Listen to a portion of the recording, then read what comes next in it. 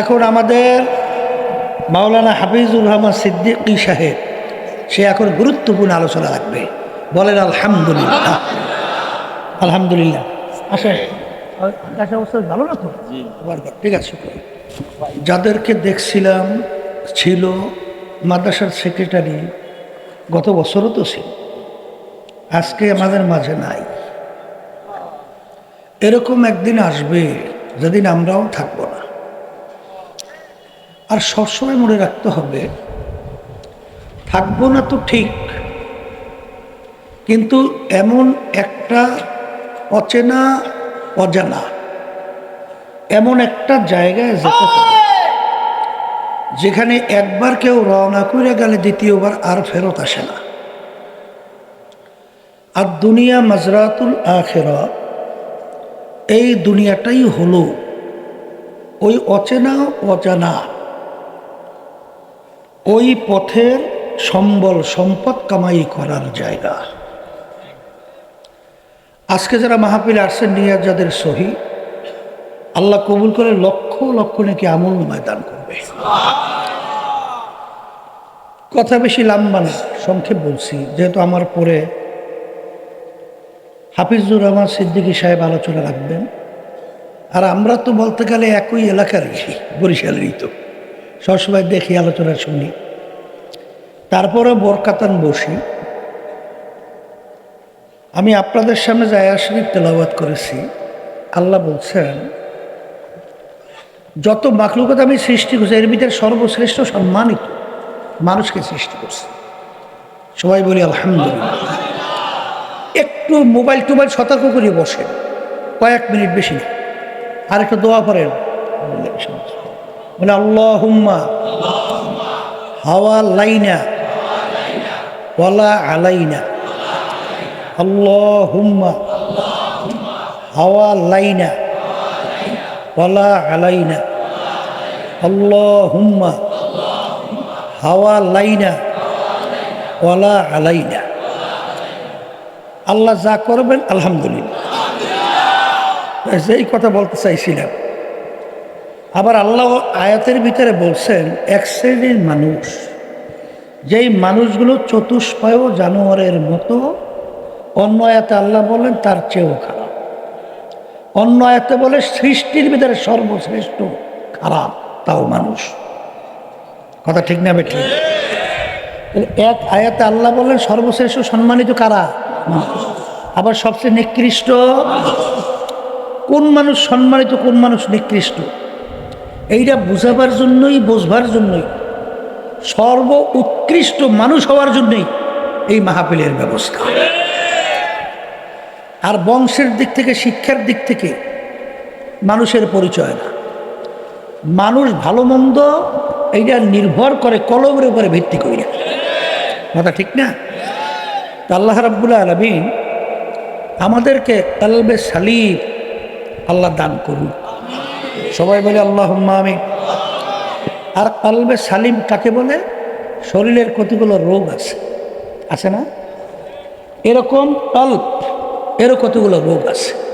এই রোগগুলো যখন কলব থেকে দূর হবে, তখন এই কলবটা কলবে সালিম হবে।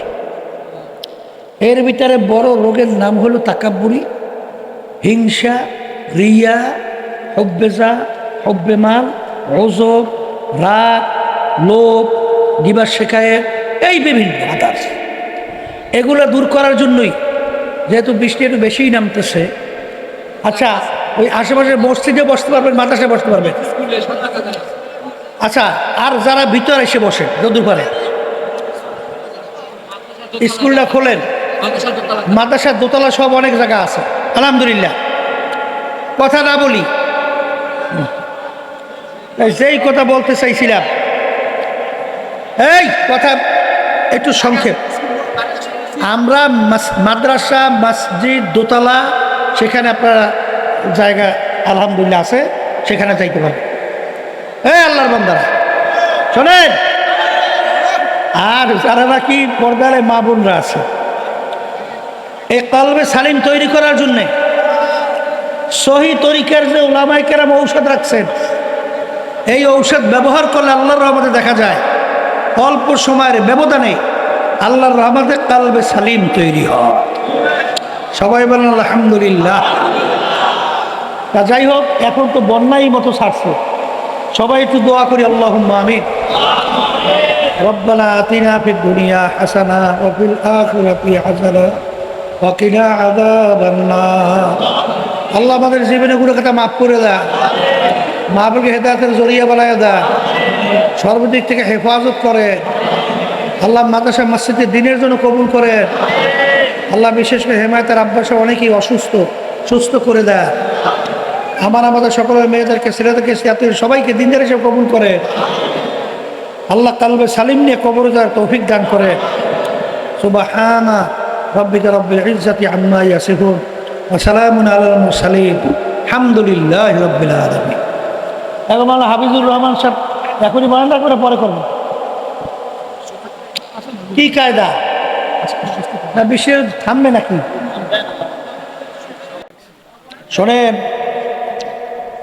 দুনিয়ার সরকারের নিয়ম নাই, দেখবেন মানুষগুলোকে দুইটা ভাগে ভাগ করে না।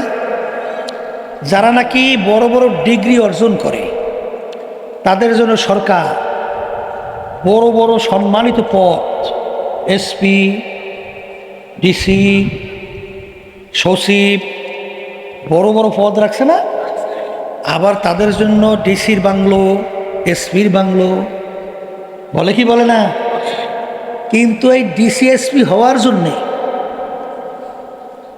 কথা একটা আছে, গ্রাম্য পড়তে পড়তে মাথার চুল পড়া লাগছে, অনেক রাত্র ঘুম নষ্ট করা লাগছে, অনেক শ্রম দেওয়া লাগছে, এরপরে ওই সম্মানিত পদ অর্জন করতে হয়েছে। আর যদি কেউ সরকারের যে জেলখানা আছে বুঝছেন, ওই জেলখানায় যাইতে কিন্তু কোনো কষ্ট নাই। আপনি সুন্দর মতো একটা রড লইয়ে, রড 500টা রডই লইছেন, কয়শোটা? এই আসতে যাই একটা ঠিক মাথা সই করিয়া মাঝখানে একটা জোরে বাড়ি মারছেন আরেকজনের মাথার উপরে, মাথা ফাইটে তো 2 ভাগ হয়ে গেছে। এখন কারবারটা কি হয়েছে? জেলে যাইতে আর কষ্ট হয়েছে? হ্যান্ডক্যাপ লাগাইয়া জেলের মধ্যে। কি জেলে যাইতে কয় সেকেন্ড? কয়েক সেকেন্ড। কথা ঠিক না? ঠিক। কিন্তু ওই সরকার যে তাকে পুরস্কৃত করছে, ওই পদে যাইতে কিন্তু ঘাম মাথার চুল ফালার লাগছে। তা আপনি বেহেশতে যাইবেন আর আপনি শুয়ে শুয়ে নাকে তৈল দিয়ে ঘুমাইবেন, আর বেহেশতে যাবেন শিখাইছে কে? বেহেশতে যাওয়ার জন্য কষ্ট করা লাগবে, আর জাহান্নামে যাওয়ার জন্য কোনো কষ্ট লাগে না। কি লাগে না? একবারে দেখবেন হজর সবাই শীতের রাত্রে নাকের ভিতরে তৈল দিয়ে খালি ঘুমাইবেন, নামাজ নাই, রোজা নাই, পর্দা নাই, হারাম নাই, হালাল নাই, চিত্ত বিনোদন যা মনে চায় তা করছে। কষ্ট করা লাগছে? ওই যেমন খুশি তেমন সাইজা আপনি দুনিয়া আরামায়াস করিয়া চলছে। কি জাহান্নামে যাইতে কষ্ট লাগে? লাগে না। তাহলে বেহেশতে যারা যাইতে চান তারা কিন্তু কষ্ট করতে হবে। মন চাইলেই বেহেশতে যাওয়া যাবে না। আল্লাহ এই নিয়ম, এই সুন্নাত আল্লাহ রাখে নাই। কথা ঠিক কিনা? এই জন্য আল্লাহ রাব্বুল আলামিন বেহেশতে যাওয়ার জন্য শর্ত লাগাইছেন, ইন্নাল্লাযীনা আমানু ওয়া আমিলুস সলিহাত কানাত লাহুম জান্নাতুল ফিরদাউসি নুজুলা। কি ঈমান আনতে হবে, তাও আবার নির্ভেজাল। এরপরে আমলে সলেহ। ঈমান কিন্তু বিতর্কত, বুঝলেন? আর ইসলাম মানে আমলের নাম। কথা বুঝেন নাই? তা আমল করা লাগবে নেক, আর ঈমান আনতে হইবে নির্ভেজাল। তাই নির্ভেজাল ঈমান। আর যদি নেক আমল করেন, এই আমল করতে হইলে ঈমানের পরে মজবুত থাকতে কষ্ট করতে হবে। কি করতে হবে? এই জন্য সাহাবায়ে কেরাম থেকে শুরু করে যত আল্লাহর ওলিদের ইতিহাস পড়বেন, কষ্ট করতে করতে কিন্তু দুনিয়া থেকে বিদায় নিয়ে কবরে গেছে। কি কথা ঠিক কিনা? আল্লাহ তো কষ্ট করতে রাজি আছি তো। আল্লাহ আমাকে আমাদের সবাইকে তৌফিক দান করুক।